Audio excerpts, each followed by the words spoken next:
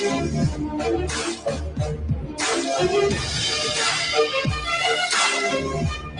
good George Foreman is in punching and in taking a punch. I think he hurt Joe Frazier. I think Joe is hurt. Angie Dundee, Ali's trainer, right next to me is saying it. You may hear him. Down goes Frazier. Down goes Frazier. Down goes Frazier.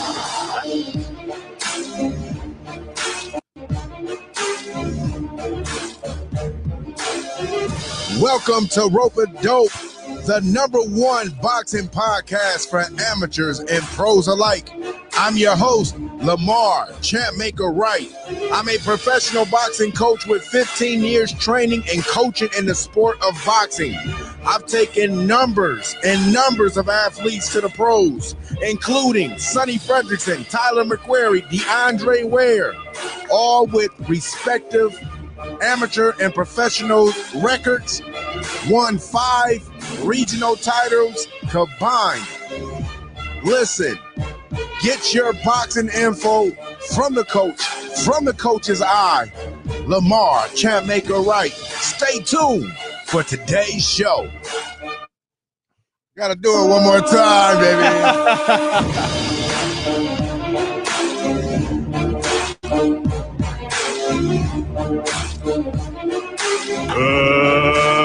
Let's get ready to rumble!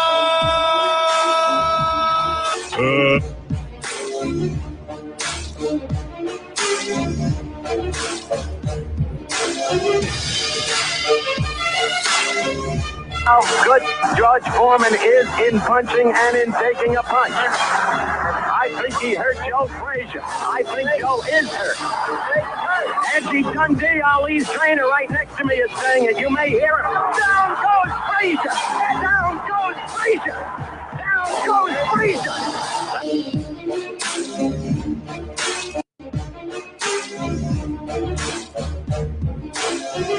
Welcome to Rope-A-Dope, the #1 boxing podcast for amateurs and pros alike. I'm your host, Lamar Wright. I'm a professional boxing coach with 15 years training and coaching in the sport of boxing. I've taken numbers and numbers of athletes to the pros, including Sonny Fredrickson, Tyler McQuarrie, DeAndre Ware, all with respective amateur and professional records, won 5 regional titles combined. Listen, get your boxing info from the coach, from the coach's eye, Lamar Wright. Stay tuned for today's show. Damn it, we done it, man. God damn it, we finally here, finally. What is it? 20 minutes late, but we did it. You know, it's kind of what we do. Listen, I thought I had it all, I thought I had it all mapped out. I said, like, I'm going to go here. I'm going to get this done early, man. Couldn't do everything I needed to do, but we are launched. Welcome to Rope-A-Dope Boxing Podcast. What's good? Hey, Lamar, man, move to your right just a little bit. The camera's a little off center, homie. There you go. Just like that. You got to move over a bit. All right. People got to see. People got to see your shiny face. Let me see, man. Hey, are we having a beard off, man? What the hell going on? I think you might be winning this one. Oh man, I got the better beard. I hope. How's this look now? Are we good? Yeah, you good. You good. All right. So man, I've been wanting to bring the boxing niche back. With my other podcast, I was like, man, I gotta talk about boxing, man. I got so much boiled up in me. I've been sharing to a lot of groups. I've been wanting, people, just getting the feedback, and it's been exploding, man. People are engaging with it. So this is what we're gonna do, man. This is it. This is what I was born for. Was nothing but boxing. Listen, man, when you approached me with this thing and you were like, listen, man, I want to do a boxing podcast, and you were asking me for ideas and a little bit of branding, this and that, I said, listen, man, this is something you need to do. Because I remember talking to you, I think a year back, and I was like, man, It's great having Phil on the other one, but you need to bring back boxing, man. I love how y'all go into it, man, because it's you know it inside and out. It's your profession. You've been doing it for 15 years, man. This is your love, man. This is what you do. You know what I mean? People need to understand that, you know, there's passion for everything everybody does, but they need to understand your passion for boxing, because I love the sport of boxing, man. And people, I think it's falling by the wayside because of UFC and everything coming out. And there's not a lot of people with a lot of passion for boxing anymore. And you bring that to life, man. When people look into your eyes when you're talking about boxing, they can see how much you love it, man. So I love the concept of this show. Man, I appreciate it. And I appreciate all your help, man, and all your support, all the feedback that you've given me. Listen, I forgot to even introduce who you were. This is Podcast P. What's good? What's happening? Parnell Ramlall from the morning P. Yeah, that's close. Parnell Ramlall, the morning P podcast. Ramlall. Yeah, man. You got so many vowels and so many L's in your shit, you know. But you know what, man? We've been collaborating on a lot of things lately, and I kind of like it, man. I like having that feedback off some other people. So, you know, I appreciate you as well, man. Yeah, I appreciate it. So look, let's get into it, man. We had a list of things that we're gonna go over, but last night was a great fight, and I was like, man, we gotta speak. We gotta speak on this fight that happened last night with Luke Campbell and King Ryan Garcia.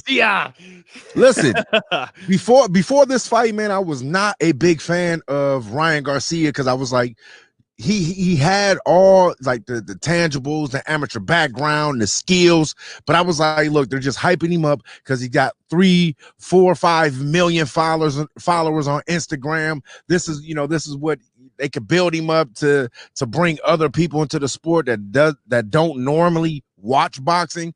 But last night, and then when he I was like, man, this kid is about to fight Luke Campbell. A lot of people they're haters in boxing, man, and a lot of people just don't know shit about boxing.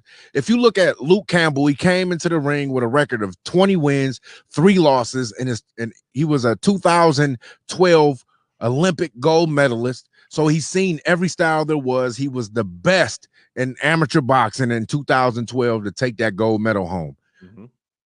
I was like, what can Ryan Garcia show Luke Campbell in the ring? And I was like, it's gonna be nothing. Luke Campbell has too much experience for Ryan Garcia. This is what I'm thinking before the fight. Right. Now, you look at his losses. He loses to Lomachenko, pound for pound at the time, best in the world. Then he loses to a close fight to Jorge Linares. Right. These are top 135 pounders in the world. So those were where his losses are coming from. Then he takes an early loss. I believe it was against another Olympian. So Luke Campbell reminds me of my college football team, Notre Dame. We will smash, you know what I'm saying? We will smash anybody, top 5 and under, we will do that. But when it comes to the 3s, the 2s, and the 1s, we can't just get past that hurdle. So Ryan Garcia never seen anyone like Luke Campbell. Luke Campbell seeing a million Ryan Garcias. He's seen the best. He dealt with the best. But he gave Ryan Garcia a test that we all needed to see. Drops him with an overhand. Yes, in the second round with an overhand left, drops him, sends him to the deck for the first time. What did you think when that happened? When you seen that, what was like, oh? Well, here's the thing. Like I don't hold Luke Campbell in the same regards as you do. Every time I see Luke Campbell fight, he doesn't impress me.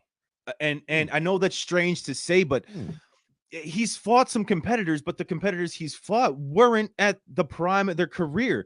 He didn't go in. Lomachenko wasn't at the prime? No, I don't think so. I think Lomachenko was passed even in 2012. And I know a lot of people are going to say I'm crazy for that, but Lomachenko didn't really prepare for that fight as well as he should have. And he got hit.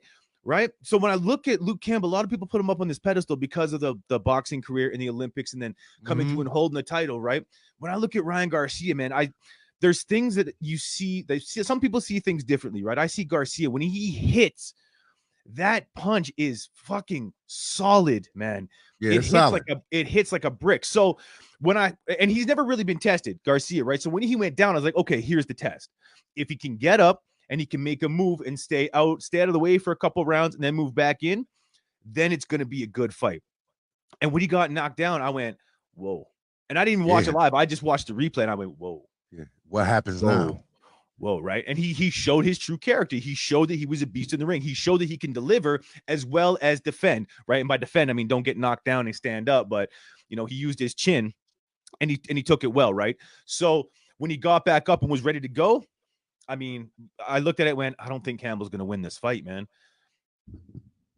No, listen, when Luke Campbell knocked him down in the second round, everybody went to social media.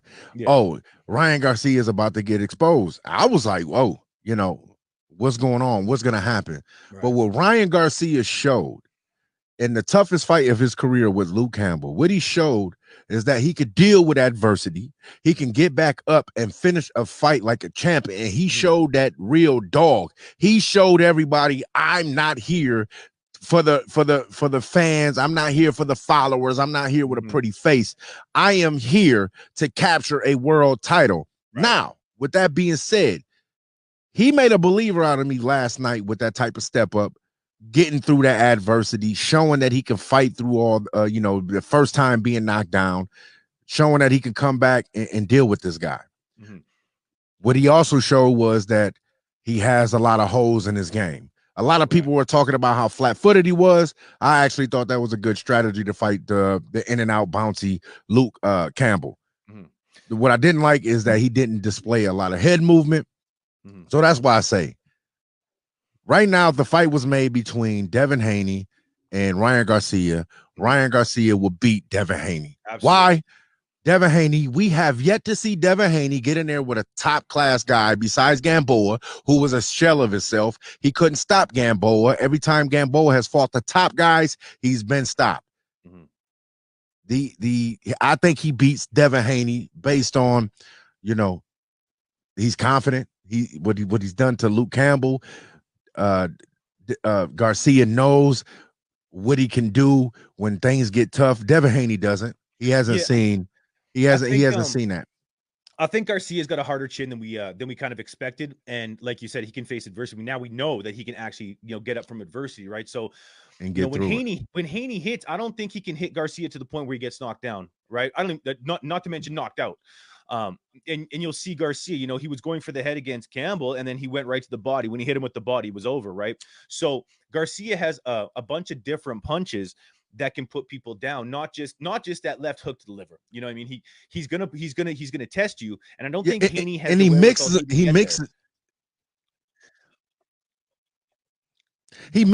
Garcia mixes those punches up well, man, and they're like kind of unorthodox the way they come.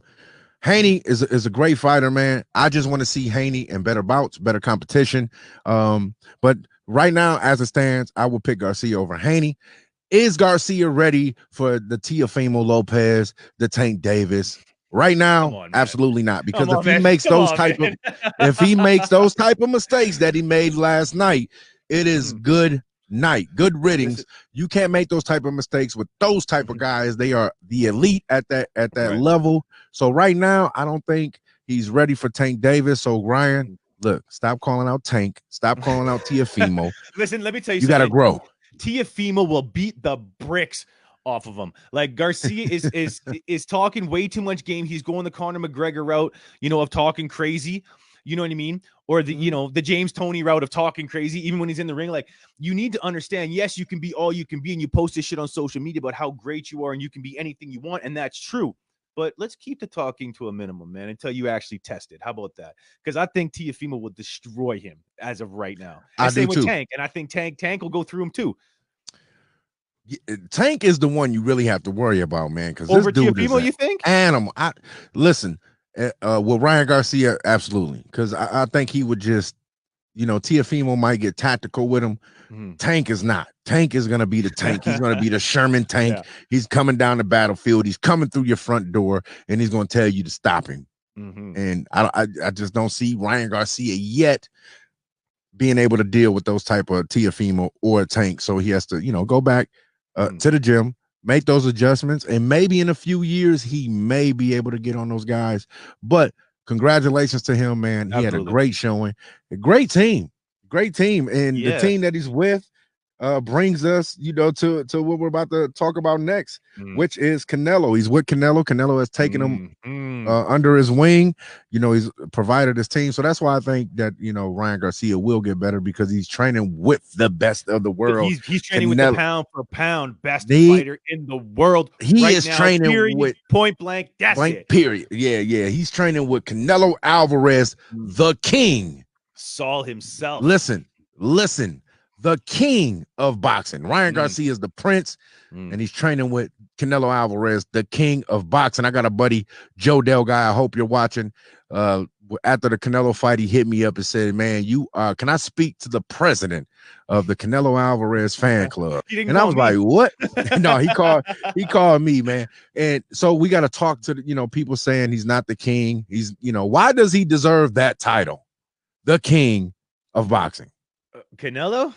Well, simply look at his record, man. I mean, you look at the Triple G fights alone, and everybody's saying Triple G probably won the first one. Canelo definitely won the second one. I don't know. I'm on the side of, if I'm looking at it, I wanted Triple G to win against Canelo. I wasn't a huge Canelo fan until the Triple G fight, the second. Okay. And when the second fight happened, I went, whoa, this kid is something to look out for, right?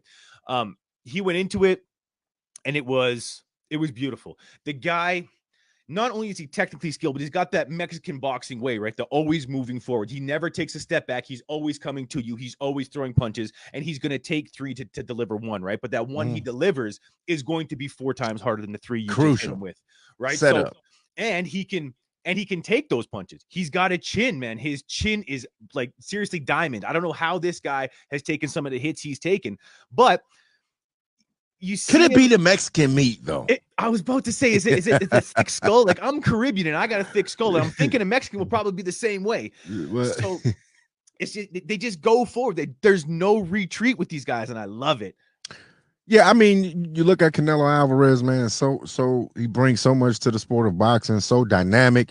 He could bang. He could box. And he's really a genius in that ring when you look at him, man. When he fought Callum Smith, a lot of people didn't see the subtle things that he was doing. He was fighting a dude that's 8 inches taller. What I picked up in the second round, I even told my son this while we were watching the fight. I said, look how Canelo is beating the left arm of Callum Smith. And he said, why is he doing that? I said, so he can't use that jab. And you look at Callum Smith and people say, well, he wasn't that good, but he was the legit 168-pound champion. Canelo too cannot hate on a guy who's daring to be great. He's taking on the legit 160-pound world champion. So it's like, the subtle things that he does in the ring. I don't know if you've seen Callum Smith's arm after the fight, but he had like 2 grapefruits in his bicep, and because he couldn't throw it. But that's because Canelo knew that he had to get rid of that jab, because physics tells you that Callum Smith should have been able to out jab and keep Canelo out bay, and because of the length and the height difference. You would think that Smith would have had more range. He couldn't. Canelo took it away. I know. He beat the shit out of his arm. And that's what I'm saying is, like, Canelo just keeps coming forward. You can't keep him at bay, like you were saying, right? And when you look at Callum Smith's arm after his shoulder, it seriously looked like Roy Jones Jr.'s left bicep, just freakily large. You know what I mean? Yeah. So it looked like Mike Tyson's bicep. Yeah, right. Yeah. And you look at it and you're like, holy Christ, man! Like, how is this man even? Like, he could barely lift his arm afterwards, right? I'm surprised he was trying to throw those jabs. So when Canelo moves in on him and he can't get hit, and when you started looking at it, I didn't recognize that by the second round. I recognized it by about the 4th round. Yeah. And then when he's moving in, you can see Smith wants to throw it. And when Canelo's looking at him, he's like, go ahead and throw it. I know you can't. I will eat that and move forward. He was just throwing overhand rights to the man's bicep, man. That's so smart. He just, he took his left arm away from him, and that allowed Canelo to walk straight in through the front door, do his damage. He didn't get the knockout, but he looked exciting through that whole fight. Absolutely. I was just mesmerized, how he was able to beat a smaller guy and just beat up on the naturally big guy like that. I don't care how skill-wise Callum Smith isn't. He's the bigger guy. He had all the advantages, and Canelo clearly took it away from him. So let's go on to Hold Go on, ahead. one quick. Canelo had the better footwork in that fight too, right? You got to remember that Canelo my had God. the movement, and he was pretty much running circles around Smith, right? And like I said, like you were saying, Smith is a bigger guy. He has to control the range, right? If you can control the range, Callum wins that fight, and Canelo's stuck there on the outside, can't even move in. So anyway, let's move on, man. Let's go.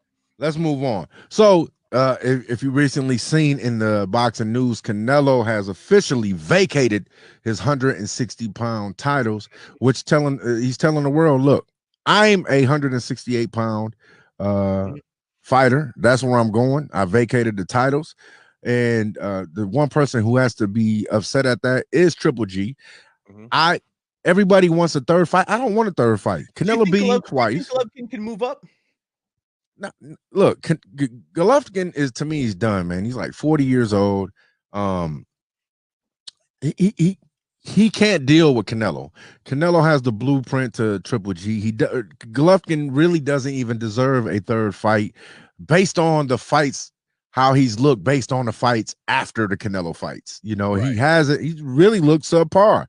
And who has he fought after the Canelo fights that have been even relevant? Well, but one could say that he might have dropped one, with the Russian, and it was a close fight. That type of fight with Canelo wouldn't have been, Canelo would have stopped that guy. So Triple G struggling right now. He's aging. He's old. I don't want to see a third fight. I want to see Canelo go ahead and unify the division, be undisputed 168-pound world champion. And I think he has a good chance of doing it. Let's see what Caleb Plant does. Caleb Plant has the ability to cause, and I like Caleb Plant, man. That's soul brother. That's soul brother, man. That's soul brother. He has some abilities to cause Canelo some issues with his rhythm and the able to move in and out of range and be able to box. But I just don't know down the line if he has enough to keep Canelo off of him. So that'd be an interesting fight. And him and Benavidez.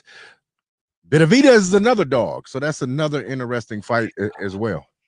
Yeah. Listen, at this point right now, I don't think anybody has the chops to step in with Canelo and win.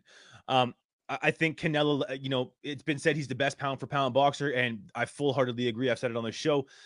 There's nothing in my mind that can stop Canelo. If Canelo is fighting, I'm putting everything I have on Canelo. I don't care if he's fighting a 160-pounder. I don't care if he's fighting a 175-pounder. I don't care if he's fighting a 180-pounder. I'm putting my money on Canelo simply because his training camp and the way he moves and how he actually prepares for fights is something attainable. If you look at Floyd Mayweather and how he prepares for fights, Canelo prepares that way too. You look at Manny Pacquiao, how he prepares for fights. Canelo takes that, right? He takes the offensive training that Pacquiao does and does that, into defensive training that Mayweather does and does that training. He's the full thing, man. I don't think anybody can step into the ring with Canelo at all. Period. He's 30 years old, man. I don't care. I know, that's what I'm saying, but he's been fighting since he's been fighting since he was 15. So he's got 15 years in the game, 30 years old. When is the window going to shut? But I think he's truly in his prime at 168. I think I don't know. At 160, I would say he was in his prime. We're going to see what he does at 168. One more good fight, maybe beats a Caleb Plant, beats a Benavidez, and I'll say, look, he's prime at 168 as well. Right. But there is one person that I do see that can potentially upset the apple cart in Canelo Alvarez. All right, let's hear it, man. And that's Boo Boo Andrade. Get out of here, man. Get out. Demetrius Andrade. Listen, man. No, look. You watch Andrade right here. He's an Einstein in the ring. Probably has one of the best ring IQs there is. Knows how to box. Knows how to use that distance. Knows what he needs to do to beat a person like Canelo. He's been asking for the fight, and Canelo hasn't given it to him. And I know why, because he's not a big draw. He's not a fan favorite because he's a boring fighter. But the boxing fans who appreciate the sweet science of boxing would like to see that fight. I want to see, and I only say Andrade would give him the problems to be able to upset him is because of how Canelo looked against Lara. Lara is a boxer that's a southpaw, but now you got Boo Boo Andrade, who's taller, longer, faster, So he has the potential ability to upset the Canelo apple cart, and I like to see that fight. One thing I would say is Andrade's a great boxer, right? But the thing about, if you're going to put him into the ring, and yes, he's super smart, he's very intelligent in the ring, huge ring IQ. When you go in against Canelo, and Canelo has matured in his boxing prowess in the ring over the last 3 or 4 fights, we've seen it. He doesn't get as frustrated as he did when he was a younger guy, so he's able to take that and work around things like that. Like, Canelo's a smart fighter too. There's certain things you see when he does. If Andrade comes up and tries one style, Canelo can adjust, right? And I haven't seen Andrade do that yet. He hasn't been able to adjust his style to somebody else. Whereas Canelo has come in, you see it against Triple G, then you saw it against the Calum, right? He completely adjusted everything he did from one way to the other. The only thing that's constant is that constantly moving forward. So when you look at it, I think Andrade can probably frustrate him, but Canelo will figure him out by the second or third round, and it'll be over. Second or third round? You're tripping. I think he'll figure him out by the second or third round, but it won't be over till about 7 or 8, probably. You think he stops Andrade? Absolutely. Oh, I can't wait. If that fight ever happens, I can't wait. I can't wait to call you. But don't take my word on it. The only fight I've been right on the last 20 has been the last 2 fights, so don't take my word on it. Boxing's been messing with me the last little bit, man. So I took a little flack when I called Canelo the modern day Roberto Duran. How? Well, because Roberto Duran was probably the best natural fighter ever. Like, being able to come into the game and just be able to do this naturally. Right. When I compared him as saying, he's the modern day Roberto Duran, it wasn't to take anything away from the great Roberto Duran, the best natural fighter out there. It was saying how Canelo is able to navigate through these weight classes and beat these guys who are naturally bigger than him in the same way that Roberto Duran did. That's why I call him the modern day Roberto Duran. I like that. You could also look at Vinny Paz too. The way he moved up right after his accident, he had to move up and up and up too, just to keep fighting fighters. The only thing is, Paz would always lose, right? So that was the issue. And Duran would win when he went up. So I like that comparison, man. I don't think people that were giving you flack for it really knew what they were talking about. If they knew Roberto Duran. Joe Dale guy, he gave me good, Joe Dale guy is like a mentor of mine. So I lean on him. Okay. I lean on his knowledge. I pick his brain. He was giving you shit. He gave me, don't you ever compare Canelo Alvarez with the great Roberto Duran. Now imagine if you started comparing Canelo Alvarez to like Sugar Ray Robinson or something, man. Imagine what would happen then. Oh my God. I can only imagine.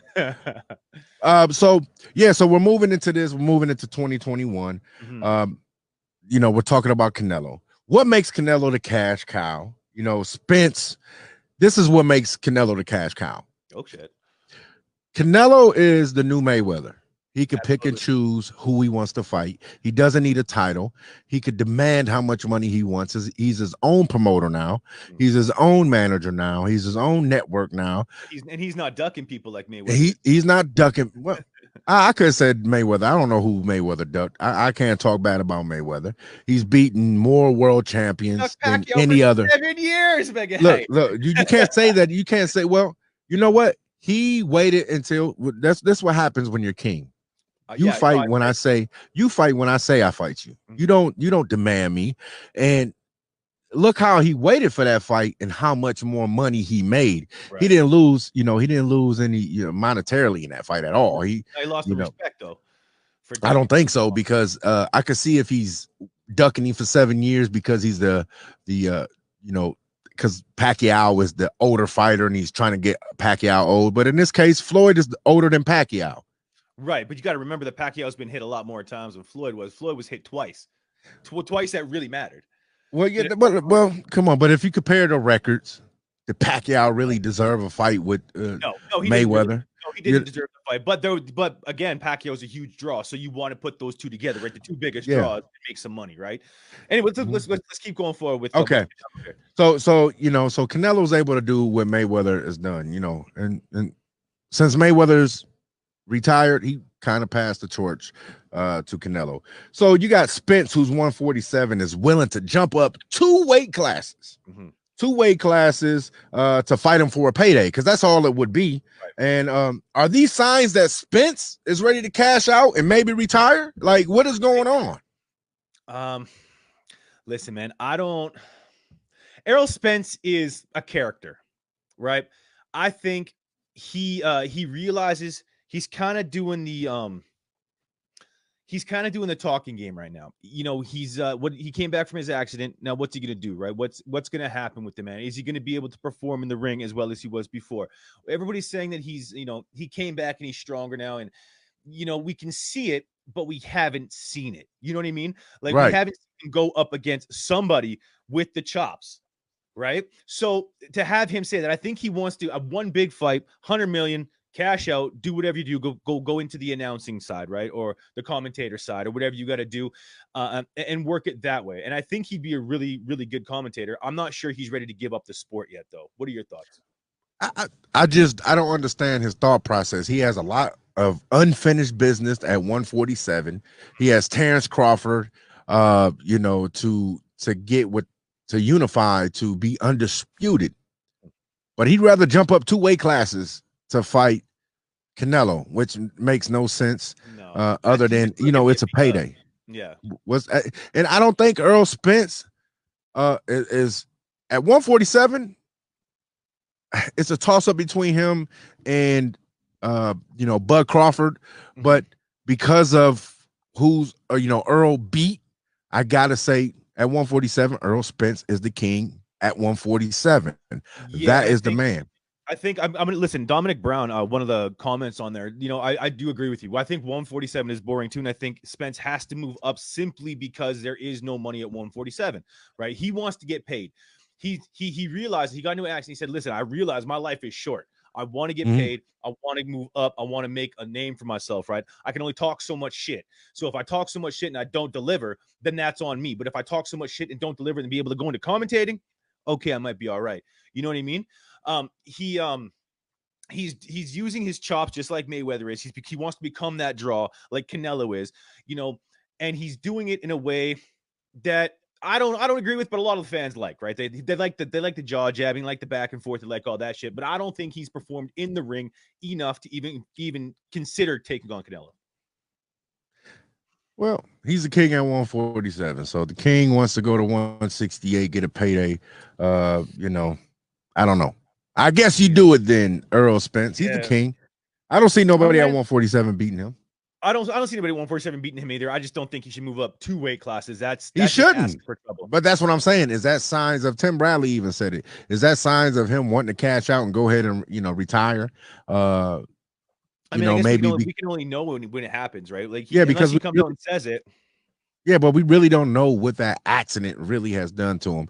And, you know, he looked good in the Danny Garcia fight, but we got to say, Danny Garcia himself was off for a very long time. You know, it wasn't like Spence came back and fought a very active fighter. He came back and fought someone who's been laid off just as long as him. He did very well against Danny Garcia. Danny Garcia, to me, probably one of the best 140 pounders there was. He won't be that great at 147.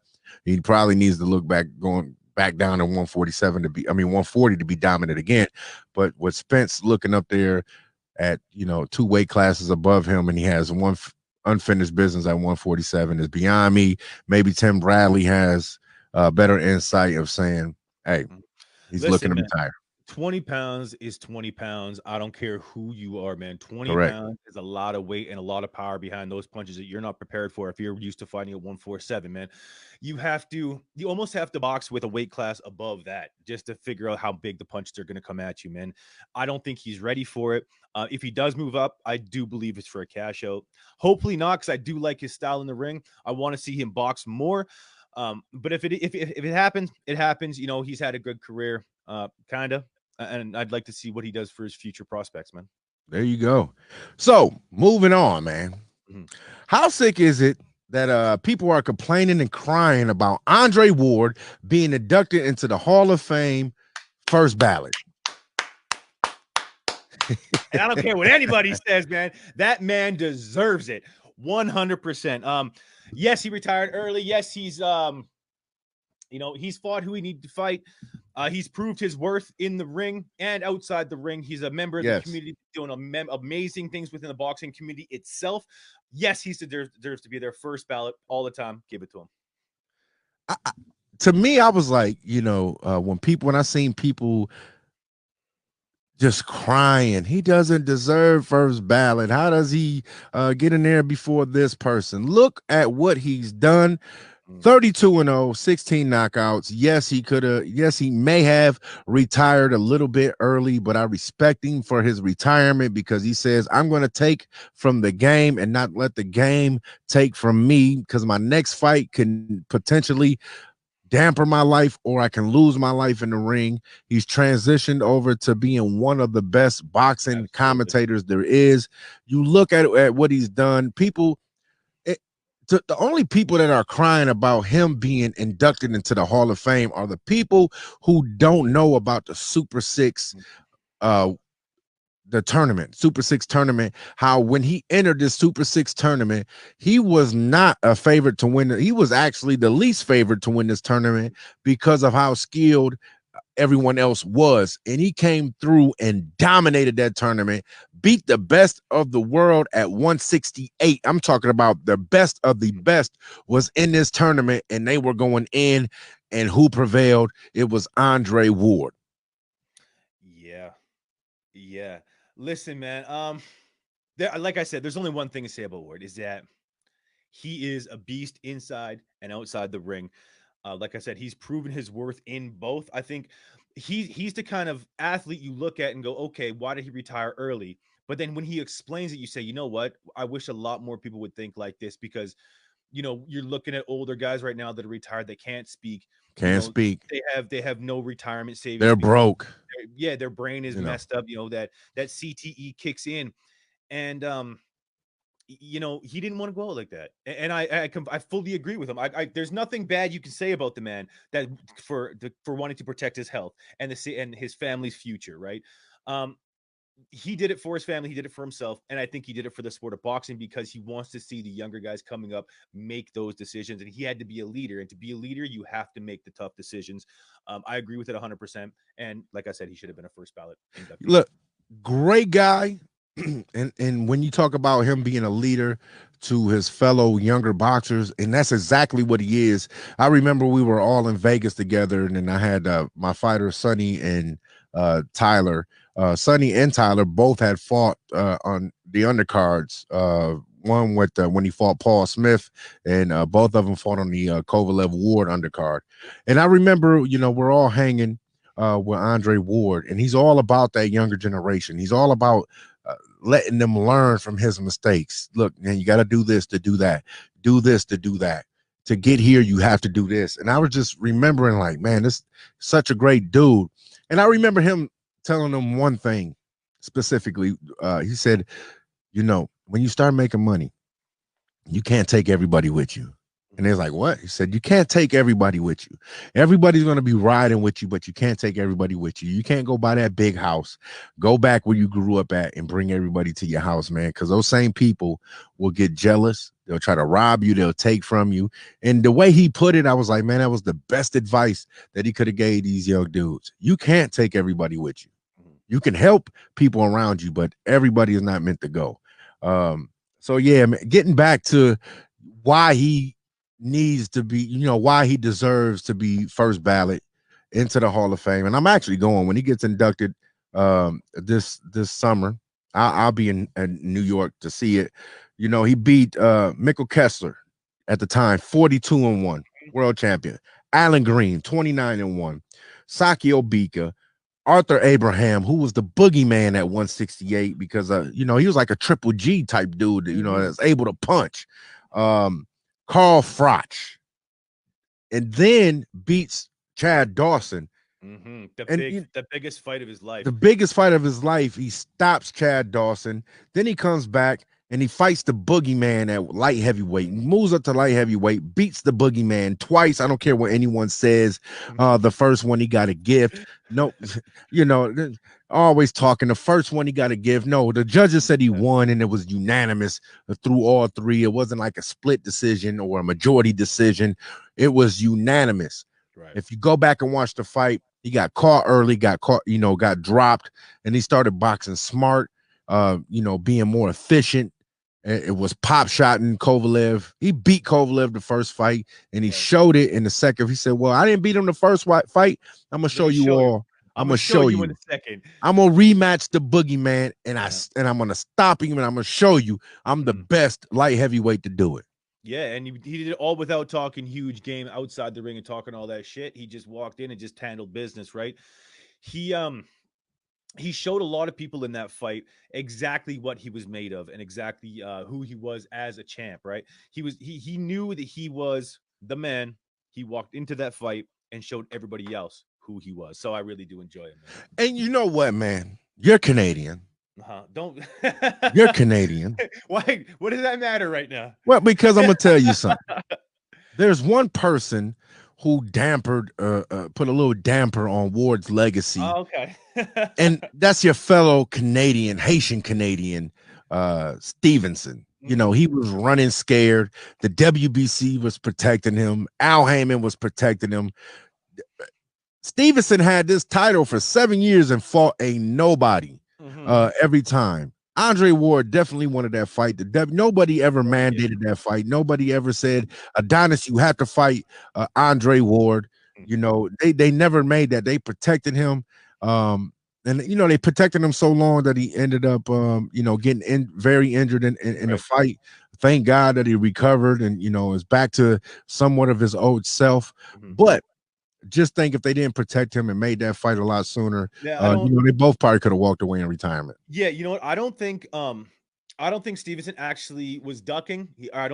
What was he doing? I think like you said, they were protecting him. I think he wanted the fight, but his team was like, you probably shouldn't do it. Let's stick to this. Not that they didn't have faith in him, but I think that he wanted the fight, but they wanted to make sure he had longevity. Because honestly, I think Ward would have stopped him regardless. And I think they knew that. I think they were like, you know what? If we take this fight, it might be the end of this great career. So let's relax a little bit and hold off. And I think the timing didn't work out for anything. And when finally, things happened. Talking about a fight that was missed for the centuries, that was it right there. Right. Because to me, look, Andre, dismantled Kovalev in the second fight. If he would have got the Stevenson fight, that just would have solidified it. Would have been unified. So let me ask you: do you think people, if he got that Stevenson fight, do you think people would be still angry about the first ballot? Yeah, because what people, most of the people that are angry are the casual fans. So most people in boxing that know boxing that their life is boxing, they're not upset about it because they can appreciate Andre Ward and his body of work. They can appreciate what he's done for the sport of boxing, and they can appreciate his style. And just the dude is he's just an up and up dude, man. Talks very well, articulate, and if you know his story, man, to see where he came from, Jay Prince actually and Virgil Hunter, his trainer, they actually saved his life because they knew about, they've been dealing with Andre Ward since he was about 13, 14, and he went to the wayside. He stopped boxing, got into the streets real heavy, after his dad passed away. And Virgil Hunter called Jay Prince and him and said, "Hey man, you got to come up here and do something. If we want him back into the ring, you got to come. You gotta come talk to him." And that's what they did. They pulled him out the streets, man. I think he trained for like a year and a half, got back into the boxing, went to the Olympics and gold, got the gold medal. What's that? Yeah, I know when Jay Prince got reattached, I guess, to a Ward, he had to bring Scarface with him and said, "Listen, man, Scar, I need you to come talk to me with this guy because he respects you, respects me, but both of us talking, at least we can get him back." Right.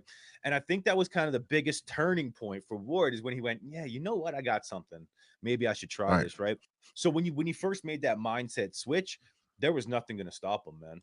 Nothing going to stop him, man. So, big ups to, Jay Prince, big ups to Virgil Hunter. And you see how Andre Ward always talks about his trainer, man. You know, this is the guy that's been here for me. Never nothing bad to say about his trainer, man. He always told, you know, he also told Sonny and Tyler this. He said, I work so hard in the gym that my trainer has to tell me to stop. But when he tells me to stop, I stop, you know, but other than that, but, you know, man, just, you know, where he's coming from, how articulated he is, how, you know, he didn't graduate high school. That is the story that you want in boxing, man. You know, from someone to come from that type of lifestyle to be at the top of the game, retire at the top of the game, and then become one of the best commentators there is. Right. Yeah. And I think, you know, his second life now into commentating is, you know, I love, man. Sorry, yes, my apologies. You know, he's getting into it with this idea that he had, that Jay Prince put into him again, right? Of, you know, take the fights consciously, of being aware of everything going into it, knowing what your body can handle, knowing what your mind can handle, knowing what your team is able to handle, and what you are capable of as a person.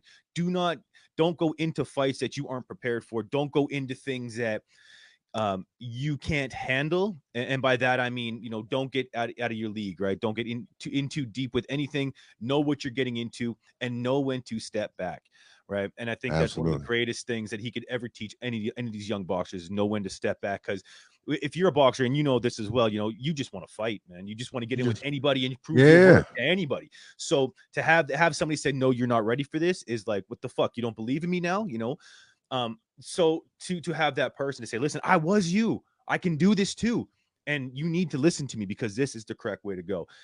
We've seen too many guys get older in their age, and, you know, they're not themselves. And I think what he did is fantastic. Where he's going with the sport is fantastic. And I think his younger fighters are going to be great coming up in the future.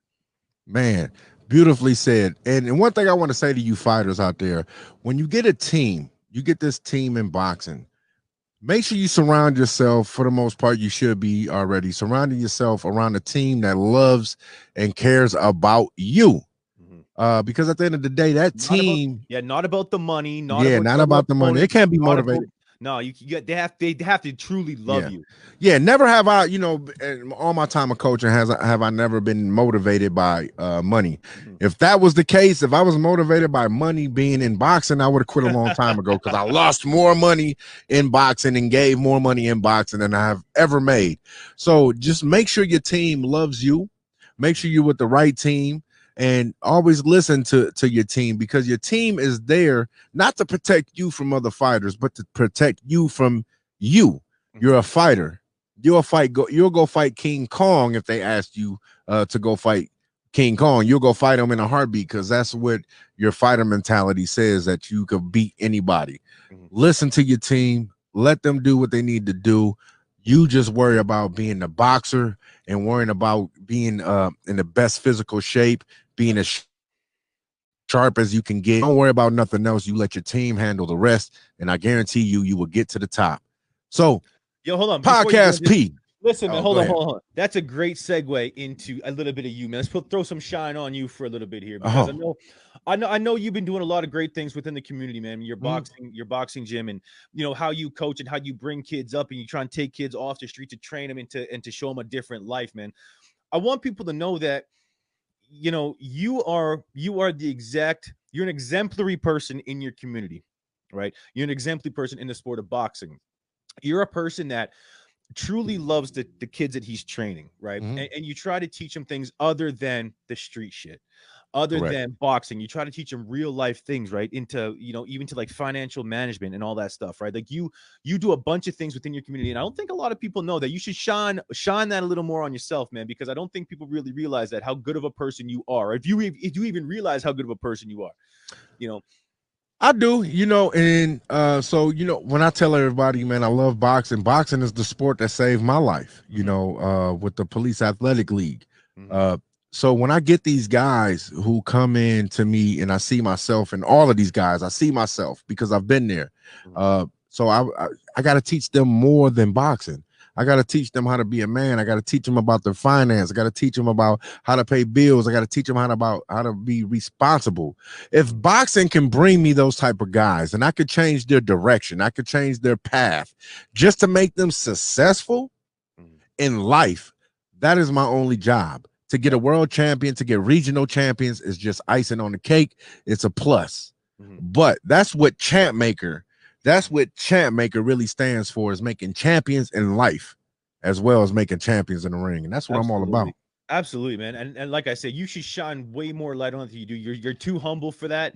You need to let everybody know what you're doing, because there should be a lot more people following your lead, guys that are leaders in the community, like you, going out and doing things like that. There's not many people that have built what you've built off the strength of your word and your trust and your loyalty and your dedication to a sport and to making the community better. And I think you should be recognized for that. So you, sir, I'm gonna give you a round of applause. Man, I appreciate that, man. I'm very humbled by that. But you know why I don't like to speak on it? Because I want other people to see my works and through my actions. Right. So just by you mentioning that, man, it means a lot to me. So that makes me know that you see what I'm truly doing and what I'm truly about, man. Let's make champions in life. Absolutely. You know, let's give the kids a future. That's how you do it, man. You help these kids establish a foundation, so when they have kids, they know how to establish that same foundation, man, and just be supportive in whatever they're doing, but support them in life. Absolutely. You know what? It's funny because there's a lot of podcasters that, you know, will come to me or ask me for things and this and that and ask me to be on shows. And I usually decline lots of them. I don't think there's been one time where I've said no to you, simply because of the person you are, right? I want to work with like-minded individuals that are there to raise a community standards higher than what they are now, right? So when I look at somebody like you, I go, holy shit, how can I step my game up? I got to elevate myself to even get your level, right? So, you know, there was a lot of other people that could have come onto this show with a lot more boxing knowledge to be your first guest, right? And the reason I said yes is because, yeah, man, I want to support you in everything you do, because I do believe it's something great for the community. You know, my overall goal is to build our community up higher than it is, right? I say this almost on every podcast I put out, is that my job is to be better than my father, right? My job is to make my son better than me, right? Generationals evolving. So you're really doing that, and you're doing it with not just your kids, you're doing with kids of the community that you don't even know, that you have no idea who these kids are, but then it goes from not knowing them into truly loving these kids and appreciating who they are and teaching them the skills they need, because they don't have those other father figures there. And that, sir, like I said, you should be recognized for that. Thank you. I appreciate that. And I appreciate you being the first guest on the Rope-A-Dope podcast. I love it. Can I send a shout out real quick? Go ahead. Send it all out, man. Let them know where to follow you at. Olympus Boxing Club, right? My boys, Olympus Boxing Club out of Calgary, Alberta, and Chestermere now. My boy Angelo Habib just turned pro, had his first pro fight and won it. Congratulations, my man. I look forward to seeing more in the future. Yeah, man, if you can find me at on Anchor, anywhere to find your podcast, The Morning P, just search my name, Parnell Ramlall, you'll find it, or Podcast P, or The Morning P, you'll find it. It's salty. Yeah, it's a great show. You guys want that energy, go to that show. You know, it's very uncensored, uneducated. But it's very educated. But if you want that energy to be like, yeah, I gotta go do something, go to The Morning P. With your host, Podcast P, man. Listen, I appreciate you being here. I want to tell all the viewers, make sure you guys go like Rope-A-Dope Boxing Podcast on Facebook, right here, right where you're watching it at. Get that like. Let's do it. Let's build it up. Like that page right there. And then next week you could tune in. We're gonna have world-class trainer Hector Bermudez on the show. That's what I could bring to you guys. World-class trainer Hector Bermudez. Hector Bermudez, man. Hey, that right there is one of boxing's hitting gems. The man is a boxing genius. It's ridiculous, man. It's like the boxing genius. And I just thank God that I'm blessed enough to work with this man, that he's able to mentor me and pick my brain, and I'm able to pick his brain. And, you know, he's just such a humble dude. He don't believe in that I'm better than you. He believes in we'll all get great together. So make sure you guys tune in next week on Rope-A-Dope Boxing Podcast, Rope-A-Dope Podcast with Hector Bermudez, world-class trainer. Yeah. Peace. The champ is here. Hold on. The champ is here. You had to play it. The champ is here. Had to play it.